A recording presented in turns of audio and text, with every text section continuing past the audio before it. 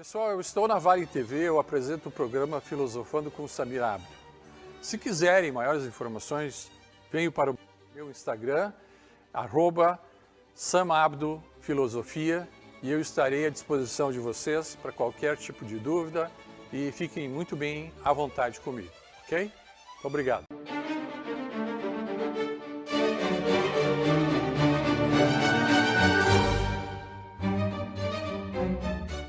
Olá, eu espero que estejam todos bem e saúdo a todos com o símbolo da filosofia. E começamos uma nova série de programas. Dessa vez nós vamos falar sobre Pitágoras em 4 etapas diferentes. Eu gostaria de dizer que eu sou um estudioso de Pitágoras já há muitos anos. Esses 4 programas que vão ser apresentados derivam desses 2 livros que eu escrevi em 2007 e 2009. E vou tentar fazer aqui um resumo em 4 programas de 30 minutos, de 2 livros completos, que levaram anos, né, da minha vida para serem pesquisados, filtrados, né, e hoje eles estão sendo apresentados para todos vocês. Não se trata de nenhum segredo, mas, na verdade, as grandes verdades de Pitágoras. Eu gostaria de fazer um pequeno resumo sobre Pitágoras. Pitágoras foi um dos mais árduos e melhores seguidores das teorias herméticas, que foram os nossos últimos 4 programas. Nós tratamos das 7 leis de Hermes e Pitágoras conseguiu, através do seu estudo e viagens, desenvolver as teorias de Hermes. O nome Pitágoras começa justamente de um pai rico, joalheiro, e de uma mãe de uma famosa família muito rica da Grécia, que quando o filho nasceu foi levado a uma pitonisa, que era justamente aquela que iria dar os traços de vida e de segurança para a futura criança no decorrer da sua vida. E a pitonisa disse, então, que ele havia nascido com uma estrela muito grande, que ele teria condições de ser um dos maiores homens do mundo e que algo surpreendente estaria se passando por ele durante a vida toda. Essa coisa surpreendente se descobriu ao longo da sua vida, que Pitágoras lembrava das suas vidas passadas. Com isso, ele conseguiu somar as coisas positivas, como nós já conversamos, já falamos anteriormente. A alma é o HD de todos os nossos conhecimentos positivos. Aí nós temos o corpo, nós temos o espírito, que é o sopro da vida, e nós temos a alma, que é o HD. Então, essa tríade, esse ponto principal, ele conseguiu, e nós vamos chegar até o último 4º programa, juntando justamente o corpo, o espírito e a alma. Então, Pitágoras foi muito bem educado em várias, vamos dizer, faculdades, no sentido facultativo de estudo. Ele estudou matemática, estudou álgebra, ele estudou música, ele estudou o corpo humano, tanto quanto essas matérias poderiam existir na sua época. E aos 19 anos de idade, ele foi incentivado pela família a viajar pelo mundo. Bom, então Pitágoras sai da Grécia e vai conhecer o Tibete, onde teve 2 relacionamentos de conhecimento, um com Buda, outro com Lao Tse, que eram da mesma época, obviamente.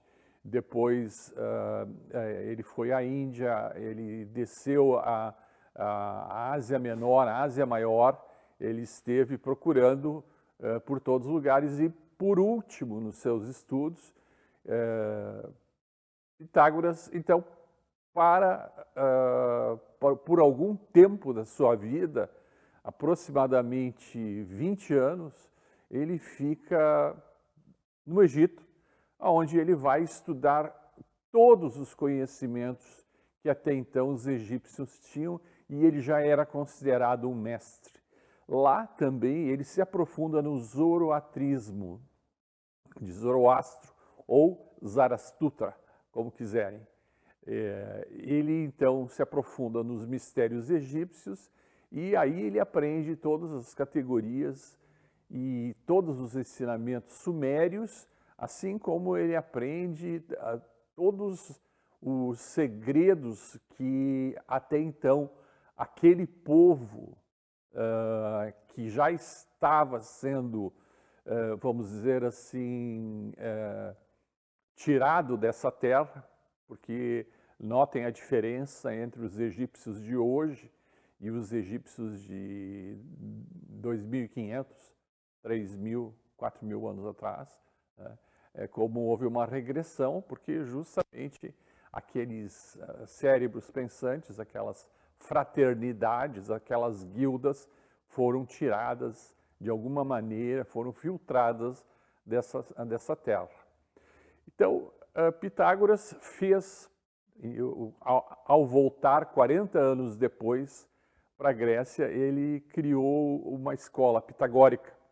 Nessa escola pitagórica, ele fazia o que se chamava um vestibular. O vestibular era sobre o caráter do indivíduo, ele era sobre a forma ética, moral, e muitos queriam entrar na escola pitagórica e poucos passavam nesse vestibular. Pois muito bem, uma vez admitido na escola pitagórica, existiam 71 leis que deveriam ser seguidas dentro da escola pitagórica. Dentre essas 71 leis, tem uma 72ª que nós vamos falar no final, que é justamente o famoso Teorema de Pitágoras, né? E nós vamos descobrir para que serve o Teorema de Pitágoras.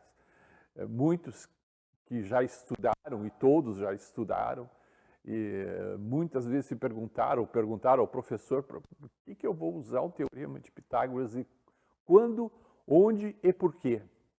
Então, essa é a nossa trajetória. E durante esse período, antes de que pudesse ter outras alternativas, Pitágoras deixava o aprendiz por durante 5 anos surdo e mudo. Ele não tinha direito a escutar nada, ele era tratado e alojado em locais diferentes, e ele não tinha permissão do uso da voz. A partir do momento que ele cumprisse esse 5º ano e ele passasse pelas 71 peneiras que ele havia criado, justamente ali ele começaria a evoluir. Então, no decorrer desses 4 programas, nós vamos passar pelas 71 leis e vamos falar um pouco de cada uma delas, e nós vamos também estudar como Pitágoras montou toda essa estrutura e como ele foi considerado o verdadeiro primeiro filósofo que se autodenominava um filósofo, porque ele já havia sido considerado um deus vivo e ele dizia que ele não merecia tal homenagem, que a homenagem deveria ser justamente para os deuses imortais, e ele era um deus mortal. Então, começamos com uma ficha resumida sobre Pitágoras, onde nós temos aqui a data de nascimento dele, que trata justamente de mostrar as características de Pitágoras, de onde ele nasceu.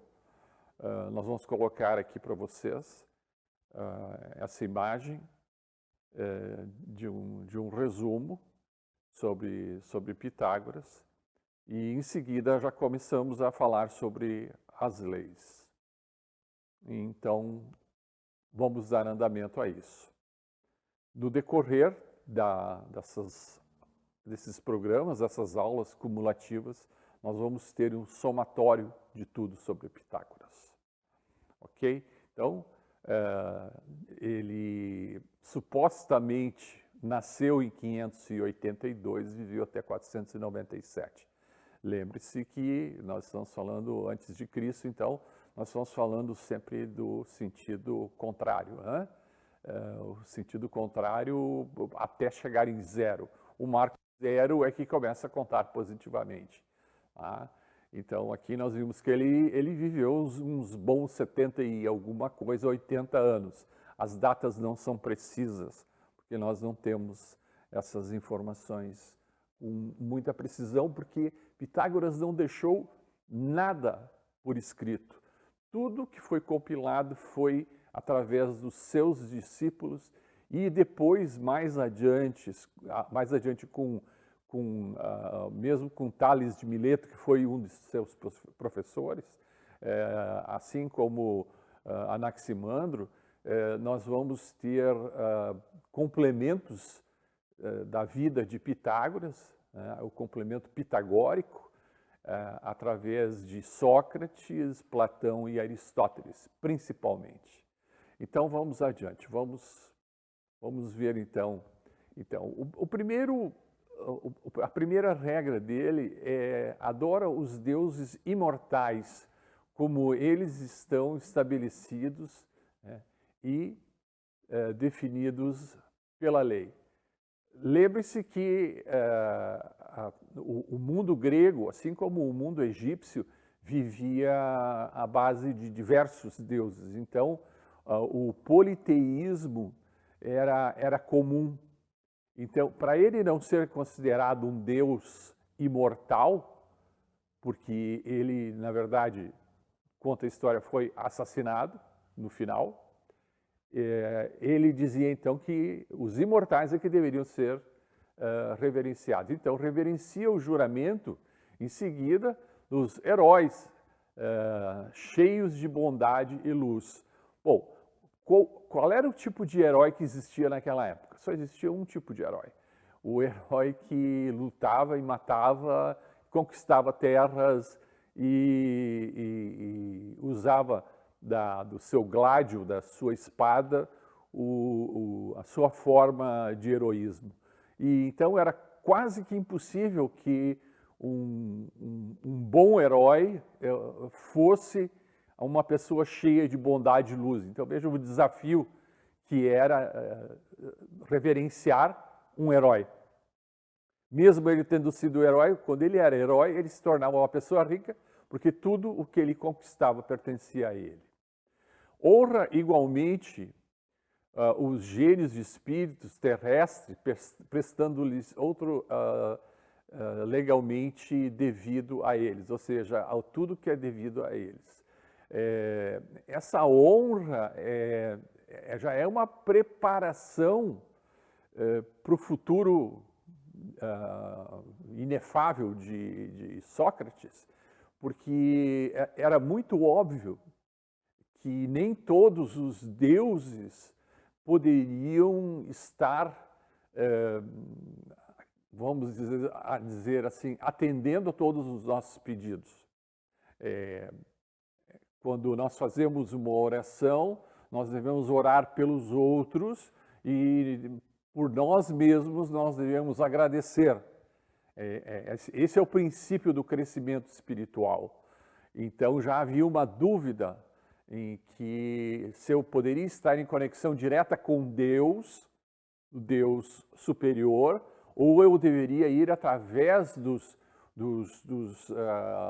Elohims, ou através dos Delfos, através daqueles que seriam os menores representantes de Deus na Terra. Mesmo assim, ele não quebrou, então, esse paradigma. Honra da mesma maneira os teus pais e aqueles que mais parecidos com ti.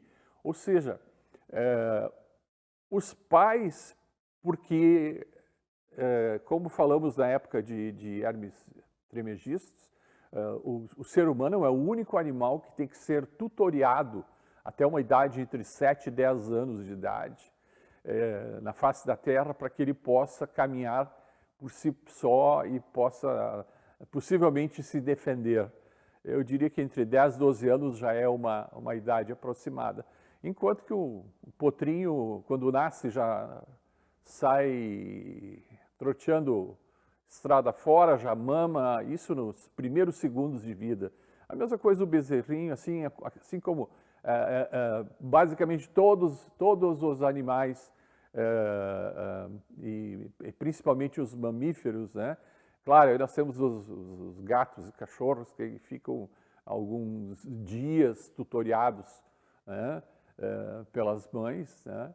Mas o ser humano é tutoriado em todos os sentidos, ele é tutoriado desde a parte de alimentação, nós só aprendemos a caminhar propriamente e começamos a falar a partir dos 2 anos de idade, e assim nós vamos bastante longe.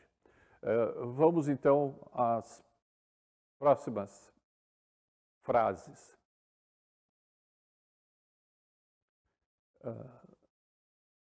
Sempre dê ouvidos às suas suaves exortações. Quando fala sobre as suaves exortações, nós temos que lembrar que devemos ser sempre elogiados em público e chamados a atenção em particular. Indo adiante, evita o máximo possível odiar teu amigo por uma pequena falha. Isso é uma coisa que nós fazemos com maestria. Nós nos preocupamos muito com os outros por poucas coisas. Depois, o poder é um vizinho próximo da necessidade. Isso, os órgãos públicos, os políticos deveriam estar cientes. E ele já sabia disso na época. Saiba que todas essas coisas são exatamente como eu lhes disse. E acostuma-te a superar e vencer essas paixões. Quando nós falamos em paixões, as paixões são aquelas que dominam o ser humano e iludem a vida. Aí nós estamos falando entre vícios e virtudes, que nós vamos falar mais adiante. Primeiro, guia a indolência e sensualidade e a raiva. São fatores, a indolência é a falta de respeito, a sensualidade é a perda de respeito com relação a um ser de outro sexo, oposto ao nosso, e a raiva que, normalmente, a raiva naquela época era tratada de uma única forma, com a morte. E indo além, não faças nada mal, nem na presença de outros, nem na sua em particular, nem na sua própria vida, ou seja, tenta controlar a vida de uma forma reta e bastante contínua em coisas boas. Isso que nós estamos falando, tudo são regras dentro da escola. Mas, acima de tudo, respeita a ti mesmo. Olha o próprio respeito. Muitas vezes nós não nos respeitamos, porque nós somos aqueles que causamos os maiores problemas para nós mesmos. Em segundo lugar, observa a justiça em tuas ações e em tuas palavras.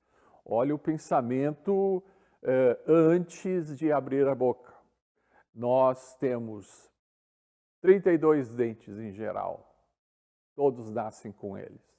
Podemos eventualmente perder um ou outro dente. Os dentes são travas e a língua é uma só e essa é a que fere. E não te acostumes a comportar-te em qualquer coisa sem regra e sem razão. Sem regra e sem razão é não ter motivo para dar continuidade a um assunto pífio. Mas sempre faz esta reflexão, que é ordenado pelo, vamos dizer, por todos aqueles homens que um dia morrerão, porque todos morrerão. Ele já sabia que ele não era imortal. O fato dele não ser imortal era um grande problema, porque faziam dele um homem imortal.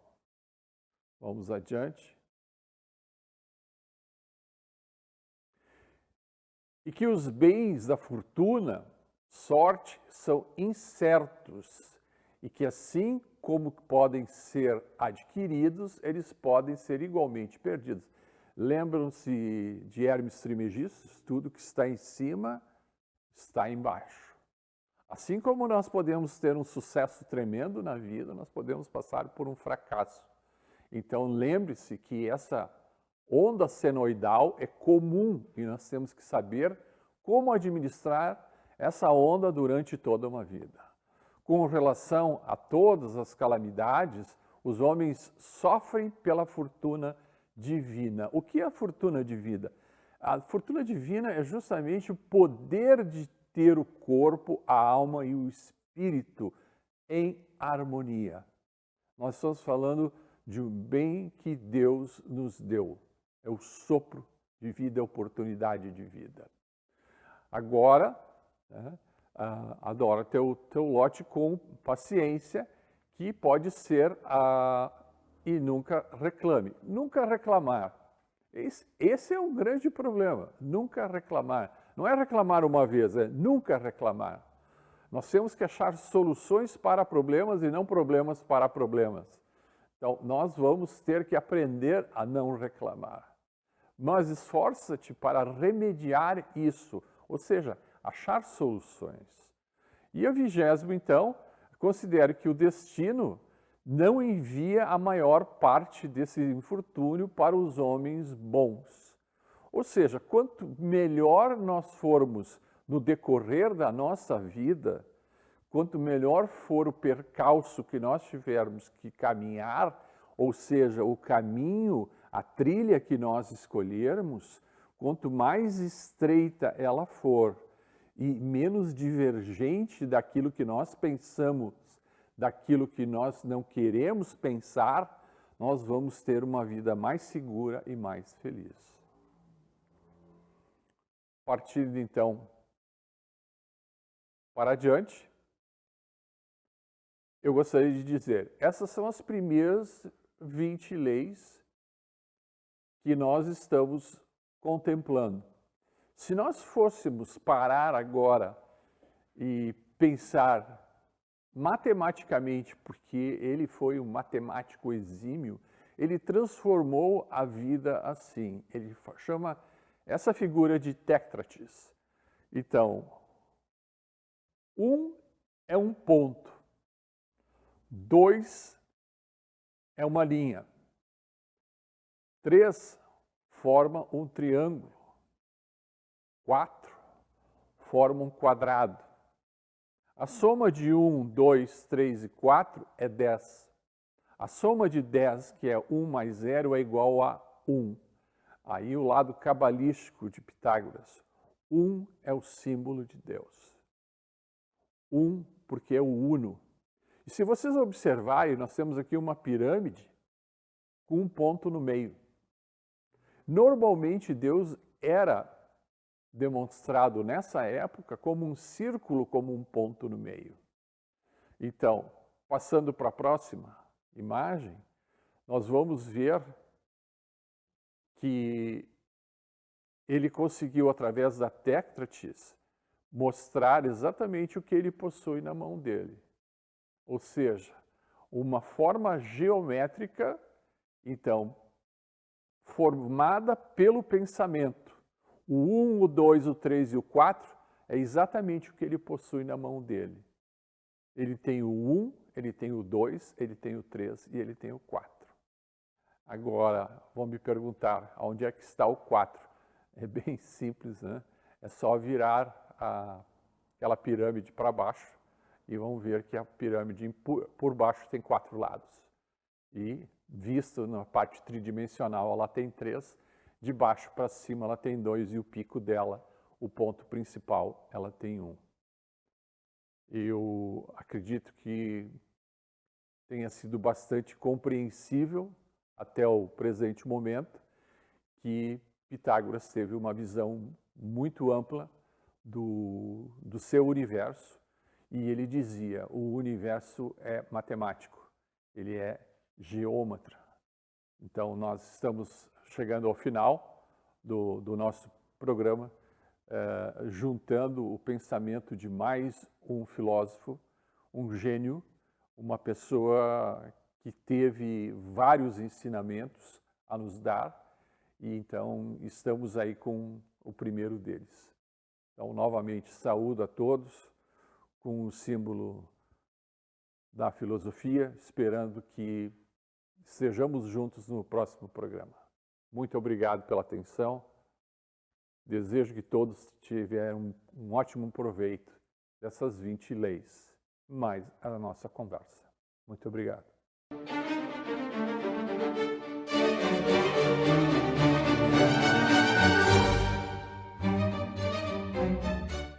Pessoal, eu estou na Vale TV, eu apresento o programa Filosofando com Samir Abdo. Se quiserem maiores informações, venham para o meu Instagram, @samabdofilosofia, e eu estarei à disposição de vocês para qualquer tipo de dúvida e fiquem muito bem à vontade comigo, ok? Obrigado.